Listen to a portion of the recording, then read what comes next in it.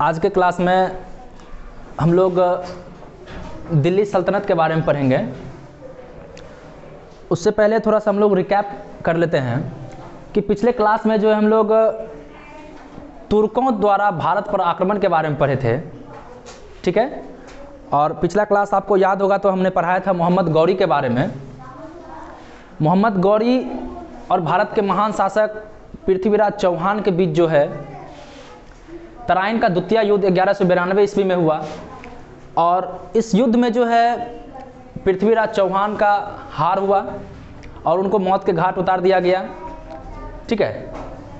और फिल्म वगैरह में जो दिखाया जाता है या दिखाया गया है, अक्षय कुमार का जो फिल्म है पृथ्वीराज चौहान करके, उसमें दिखाया गया है कि मतलब इधर से तीर मार रहा है, उधर से वो भी मर गया, ये भी मर गया। ऐसा कुछ हुआ नहीं था, ठीक है। वो सिर्फ काल्पनिक किया गया है, कल्पना के तौर पे लिखा गया, वो सत्य नहीं है। सत्य यहाँ पे ये है क्या कि हम बताए भी थे आप लोग को कि मोहम्मद गौरी जब भारत से सिंध के रास्ते वापस जा रहे थे तो दमयक नामक स्थान पे जो है कुछ लड़ाकू उन पे आक्रमण कर दिया था और उसी के दौरान जो है मोहम्मद गौरी का मृत्यु हो गया था, ठीक है।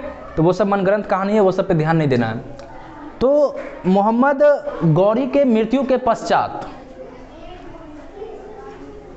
दिल्ली सल्तनत का स्थापना हुआ। और एक चीज़ और हम बताए थे कि मोहम्मद गौरी के जो प्रमुख गुलाम थे उनमें से नाम था कुतुबुद्दीन ऐबक, कुबाचा और यालदोज। और हम पिछले क्लास में ये भी बता चुके हैं कि किस तरह से कुतुबुद्दीन जो है अपने दिमाग का इस्तेमाल कर करके और दोनों से यालदोज और कुबाचा के साथ वैवाहिक संबंध स्थापित कर करके वो दोनों को अपने अधीन कर लिया और दिल्ली सल्तनत के गद्दी पर अपना हुकूमत जमाया, ठीक है। तो ये तमाम चीज़ को हम लोग देखते हैं, पढ़ते हैं। तो दिल्ली सल्तनत जो है 1206 से लेकर के 1526 तक में कुल 5 राजवंशों ने शासन किया है, जिसमें से पहला है आपको गुलाम वंश, दूसरा है आपको खिलजी वंश, तीसरा है आपको तुगलक वंश, चौथा है आपको सैयद वंश और पांचवा है आपको लोदी वंश, ठीक है। गुलाम वंश जो है 1206 से लेकर के 1290 ईस्वी तक शासन किया है और खिलजी वंश जो है वो 1290 से लेकर के 1320 ईस्वी तक शासन किया है। तुगलक वंश 1320 से 1414 ईस्वी तक शासन किया है और सैयद वंश जो है 1414 से लेकर के 1451 ईस्वी तक शासन किया है और अंत में लोदी वंश जो है 1451 से लेकर के 1526 ईस्वी तक शासन किया है। तो दिल्ली सल्तनत में जो है कुल 5 राजवंशों ने शासन किया है। यहाँ पे 5 राजवंशों का नाम लिखा गया और सभी का कार्यकाल लिखा गया कि किसने कब तक शासन किया। तो गुलाम वंश जो है लगभग 84 साल शासन किया है, खिलजी वंश 30 साल शासन किया है और तुगलक वंश 94 वर्ष शासन किया है और सैयद वंश जो है 37 वर्ष शासन किया है और लोदी वंश जो है 75 वर्ष शासन किया है। तो इसके संदर्भ में आपसे ये भी पूछा जा सकता है कि दिल्ली सल्तनत के अंदर किस राजवंश ने सबसे अधिक समय तक शासन किया है। तो आप यहाँ पे देख सकते हैं कि सबसे ज़्यादा कौन किया है, तुगलक वंश। कौन किया है? तुगलक वंश जो है 94 साल तक शासन किया है और सबसे कम समय तक शासन कौन किया है, तो आपको यहाँ पे दिख रहा होगा 37 वर्ष, जो कि सैयद वंश के द्वारा शासन किया गया था। सॉरी, तो सैयद नहीं खिलजी वंश होगा, ठीक है, 30 वर्ष तक, ठीक है।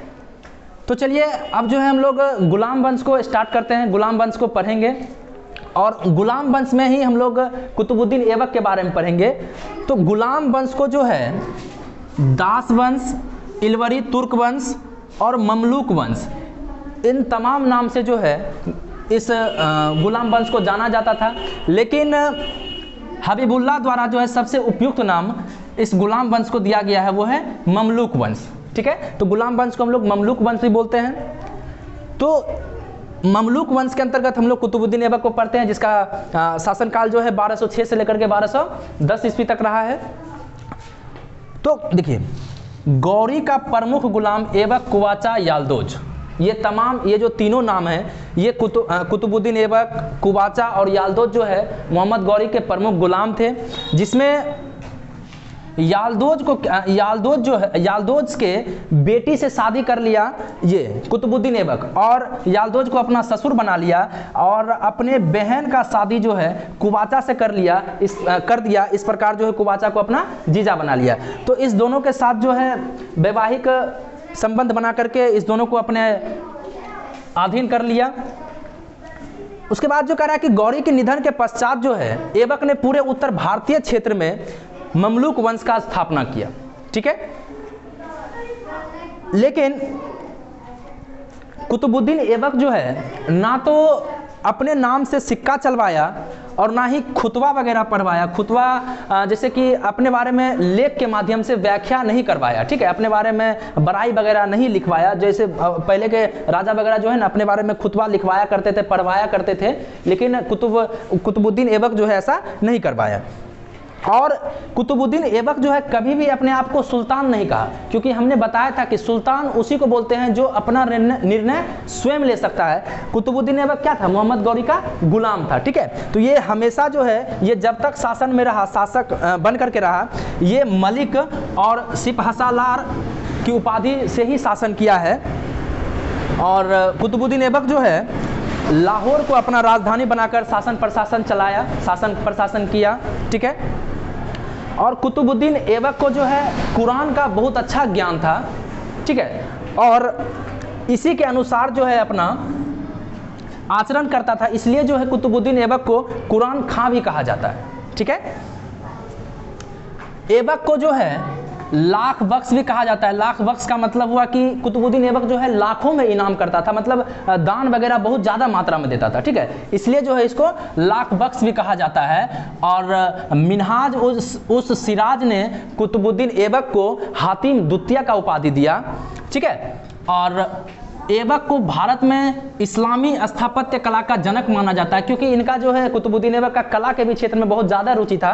ठीक है, इसलिए स्थापत्य कला का जनक इसको कहा जाता है, माना जाता है। 1194 ईस्वी में ऐबक जो है दिल्ली में जो जैन मंदिर है उसको तोड़वा करके उसके स्थान पे कुव्वत उल इस्लाम, गौर से सुनिएगा, 1194 ईस्वी में कुतुबुद्दीन ऐबक ने दिल्ली में जो जैन मंदिर है उसके स्थान पे कुव्वत उल इस्लाम, जो कि एक मस्जिद है, जो कि भारत में सबसे प्रथम मस्जिद इसको माना जाता है, कहा जाता है, इसका स्थापना करवाया। ठीक है, कुव्वत उल इस्लाम जो है प्रथम मस्जिद है जो कि कुतुबुद्दीन ऐबक के द्वारा 1194 ईस्वी में इसका स्थापना किया गया। और 1196 ईस्वी में अजमेर में संस्कृत कॉलेज के स्थान पे 2.5 दिन का झोपड़ा का निर्माण करवाया। 2.5 दिन में ही जो है झोपड़े को बना करके तैयार कर दिया गया था। ठीक है, तो ये सब ऑब्जेक्टिव में पूछता है कि 2.5 दिन का झोपड़ा का निर्माण किसने करवाया, तो आपका जवाब क्या होगा? कुतुबुद्दीन ऐबक। ठीक है, तो अगर कोई पूछ देगा कि प्रथम मस्जिद कौन था तो क्या बोल देंगे हम लोग? कुव्वत उल इस्लाम। ये किसके स्थान पे बनाया गया था? तो दिल्ली में जो स्थित जैन मंदिर है उसके स्थान पे बनाया गया था। ठीक है, फिर 1206 ईस्वी में जो है बख्तियार काकी के याद में दिल्ली में ही कुतुब मीनार का निर्माण कार्य आरंभ किया। और जब कुतुब मीनार 4 मंजिल का बनाया गया, ठीक है, उस समय तक मतलब इसके शासनकाल में जो है कुतुबुद्दीन ऐबक के शासनकाल में जो है 4 मंजिल तक ही कुतुब मीनार को बनाया गया था। और 1210 ईस्वी में जो है लाहौर में ही चौगान, पोलो खेल जानते हैं ना, पोलो एक गेम है, तो पोलो खेलते समय जो है अचानक घोड़ा पर से गिर जाने के कारण कुतुबुद्दीन ऐबक का मृत्यु हो गया। तो इस वजह से जो है जो बख्तियार काकी के सम्मान में, बख्तियार काकी के याद में कुतुब मीनार को बनवाया जा रहा था, ठीक है, उसको पूरा नहीं कर पाया ये। तो इस कार्य को, कुतुब मीनार को जो है पूरा करने का श्रेय जाता है इल्तुतमिश को। किसको जाता है? इल्तुतमिश को। ठीक है, तो दिल्ली सल्तनत के अंतर्गत, गुलाम वंश के अंतर्गत जो है कुतुबुद्दीन ऐबक का ये सब शासनकाल रहा, जिसको कि हम लोग अभी जो है पढ़े हैं। ठीक है, कुतुबुद्दीन ऐबक के जस्ट बाद जो है 1210 ईस्वी में आराम शाह जो है शासक बना, लेकिन ये बहुत ही अयोग्य था। तो दिल्ली का जनता जो है आराम शाह को शासक मानने से इनकार कर दिया। ठीक है, और इसको गद्दी छोड़ना पड़ गया। इसके बाद जो है आराम शाह के बाद जो है इल्तुतमिश अपने हाथों में कमान लिया, ठीक है, और दिल्ली सल्तनत के गद्दी पे बैठा, ठीक है। तो इसके आगे जो हम लोग नेक्स्ट क्लास में इल्तुतमिश के बारे में पढ़ेंगे। इल्तुतमिश के बाद जो है रजिया सुल्तान के बारे में पढ़ेंगे। रजिया सुल्तान के बाद बलबन के बारे में पढ़ेंगे। फिर बलबन का जो उत्तराधिकारी हुआ उसके बारे में पढ़ेंगे। लेकिन एक क्वेश्चन और है, देखिए, गौरी, गौरी का गुलाम कौन था? ऐबक। गौरी का गुलाम कौन था? ऐबक। और ऐबक का ही गुलाम कहा जाता है इल्तुतमिश को। इसलिए अगर कोई पूछे कि गुलामों का गुलाम किसे कहा जाता है, तो आपका जवाब क्या होना चाहिए? इल्तुतमिश। क्योंकि देखिए गुलाम का गुलाम, ठीक है, ऐबक जो है गौरी का गुलाम था और इल्तुतमिश जो है ऐबक का गुलाम था। इस वजह से गुलामों का गुलाम जो है इल्तुतमिश को कहा जाता है, ठीक है। तो आज के लिए इतना ही, बाकी हम लोग नेक्स्ट क्लास में देखेंगे। नेक्स्ट क्लास में जो है हम लोग आराम से तो इसको तो देख ही लिए, इसके बाद जो हम लोग इल्तुतमिश के बारे में पढ़ेंगे। इल्तुतमिश के बाद जो है रजिया सुल्तान, रजिया सुल्तान के बाद बलबन और उसका उत्तराधिकारी पर करके इसको समाप्त कर देंगे। तो आपका गुलाम वंश जो है क्या हो जाएगा? समाप्त हो जाएगा। उसके बाद जो हम लोग खिलजी वंश स्टार्ट करेंगे। तो आज के लिए इतना ही, धन्यवाद।